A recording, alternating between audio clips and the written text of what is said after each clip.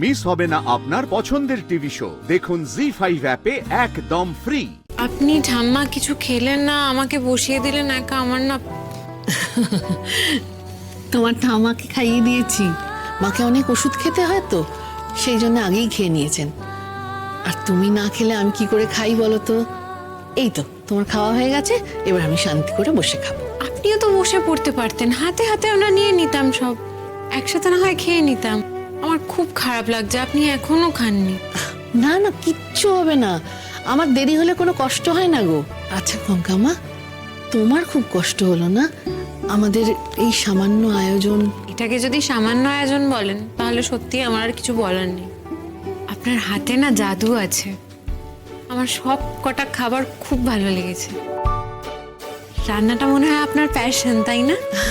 Passion কিনা জানি না, তবে এই মা ঠাকুমাদের দেখে দেখেই শিখেছি, ভালো লাগে।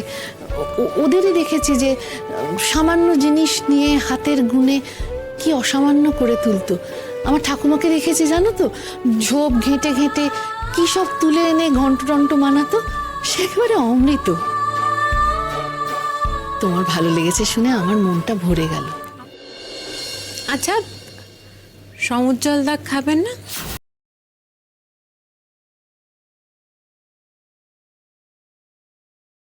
ও বললো কি কাজ করছে, পরে খাবে।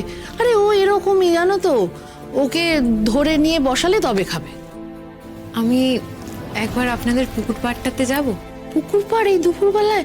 গরম লাগবে তোমার? এবার গরম লাগবে কেন? কি সুন্দর ফুরফুরে হাওয়া দিচ্ছে, একবার ঘুরে আসি। তা অবশ্য ঠিক, ঘরের ভেতর তো খুব গুমোট, তোমার তো খুব কষ্ট হলো তাই না? এই রূপকথা, তুই কঙ্কার সঙ্গে একটু যা না। আরে আমায় তো আবার পিসির ওয়ার্কশপে যেতে হবে।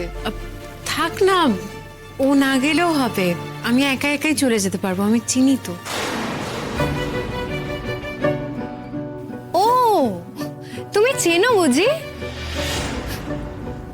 তা এই চেনাটা সেদিন কেন চিনতে পারলে না?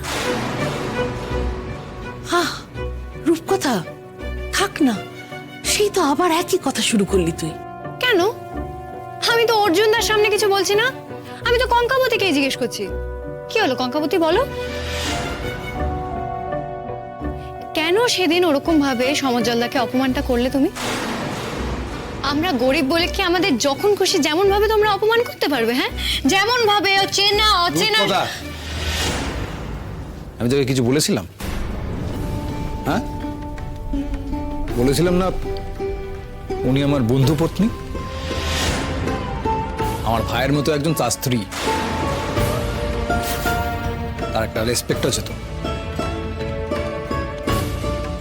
ওকে যেন কোনোভাবে কোনো অপমান না করা হয়।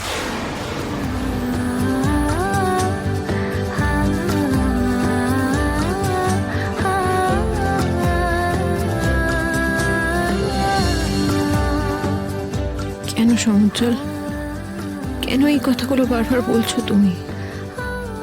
এটা তুমি রূপকথাকে বলছো না, আমি জানি, আমাকেই বলছো।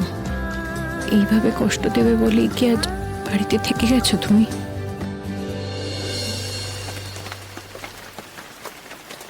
জি5 ডাউনলোড করুন আর সব এপিসোড দেখুন একদম ফ্রি।